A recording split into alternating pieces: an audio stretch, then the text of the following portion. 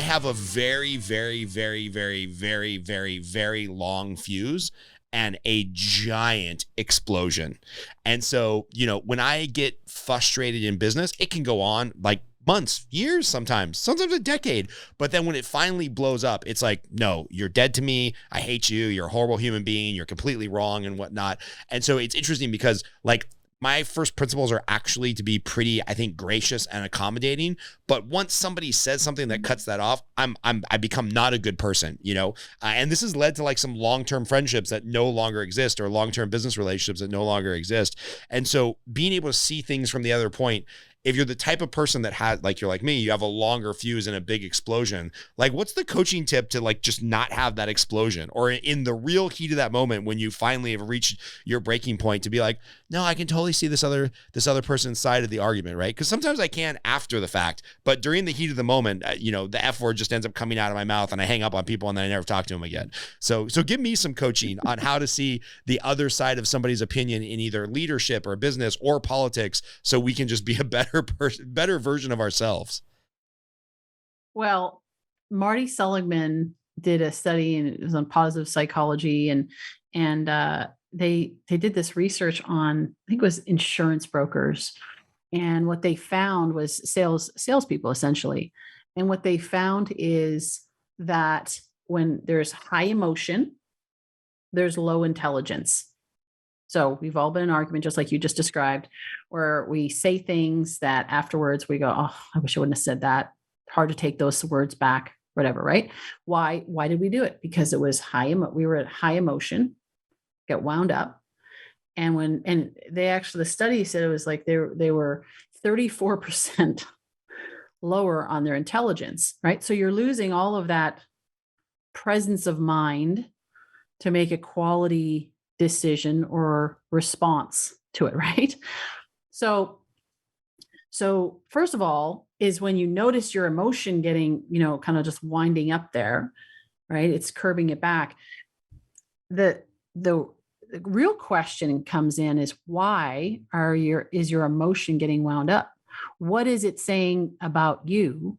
Because we are ultimately really selfish people. It is about us, right? We are the center of our universe. Right. And so when somebody is actually saying, like, what does it say? What is the meaning that you're talking about story? What is the meaning that you're making of it? If somebody gravely disagrees with you, right, and is like, you think they're completely an idiot. I don't know why they would ever do that, or think that.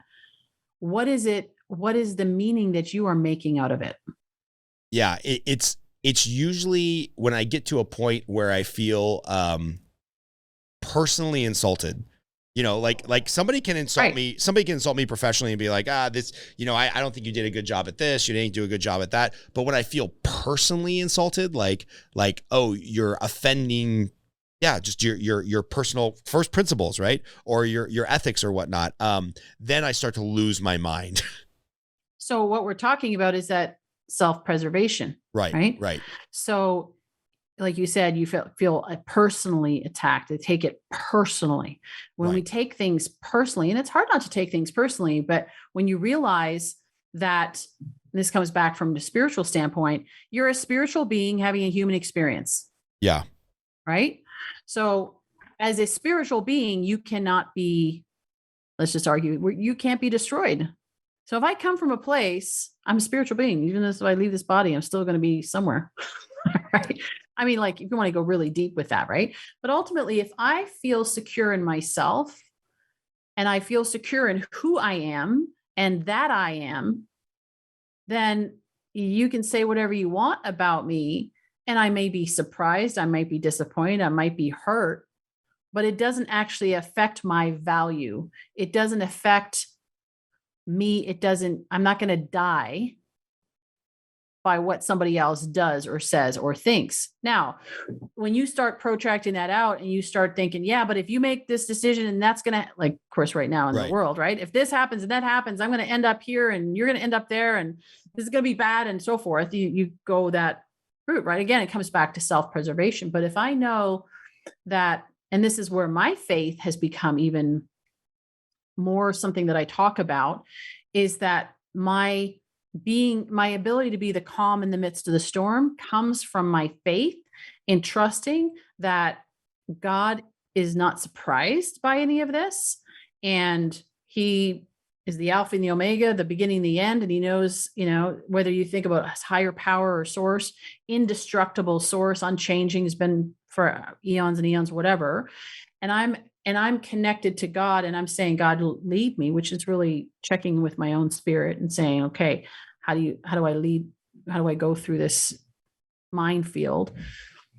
Then I'm coming from a very different place, because I'm like, I'm solid, I'm secure in that, right? And then I can look out and I can listen to what else is going on around the world, but I'm not scared. I'm not coming from a place of fear, a place of I'm going to die, worrying about self-preservation. If I worry about self-preservation, I'm going to make decisions that are self-centered.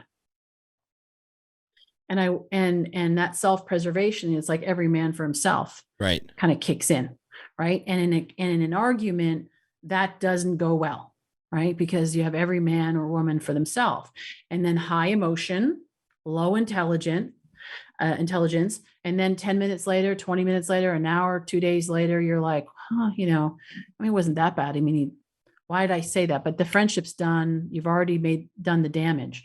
So you got to keep your emotion down. How do you do that? Is recognizing and saying, hey, this is not a statement of who I am.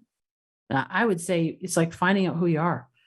And you get that it's like, I'm Scott, and no matter what you say, and no matter what you think, I'm who I am. In the Bible, it actually talks about when Moses asked, who are you? And God said, I am that I am. I am that I am. Tell them I am that I am. Well, we are made in God's, if we believe we're made in God's image, then I am that I am. I'm that baby.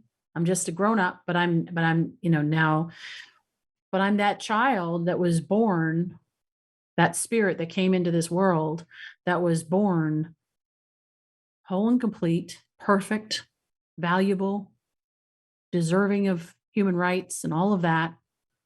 I'm still that person. It's like the example of there was a speaker once. He took a $20 bill and he said, how much is this? $20. Okay, great. And then he stepped on it and he spit on it and did all this. And he says, how much is it worth? And they're like, it's still worth $20, right? You're still worth what you're worth, no matter what anybody else does.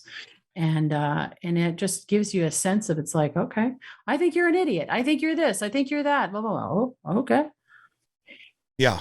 Fair enough, because it's all out there. It's not in here. When I take it personally, though, now I've got to protect myself and survive the fight. Yeah. One of the big words you said in there, which I think that was a beautiful explanation, was insecurity. And, do you feel secure about yourself, or are you insecure? And I think when I've seen people, and reflected on myself, of people really getting, triggered is one of the new favorite words in the media, or really getting angry and lashing out, it's either because, maybe the person that was insulting you or debating with you or arguing with you, it hit a nerve because it was so close to being true, or it hit a nerve because it was so close to being false, And the funny thing is, when somebody calls me out for something that's true, I think I do a fair amount of self-reflection. I'm like, yeah, you got me. Like, I wasn't actually committed to that or whatever. And I can kind of laugh it off. But when I feel like I'm being insulted and I'm now feeling insecure because they're identifying something that is so not who I am, that's when I get mad and I just want to like lash out and go crazy, because like it's that insecurity, and maybe I'm not as secure with what I know about myself that I then lash out on them. Like one of the favorite talking points right now, if you get into a debate with anybody on social media or in the public zeitgeist, it's like, oh, well, you're just a racist. And I know in my heart of hearts that I am not a racist. And that is so unequivocally false that I lash out and then I scream at people and they say, see, that's proof that you're a racist, because you didn't want people to not burn down Target or whatever I'm debating against. Right.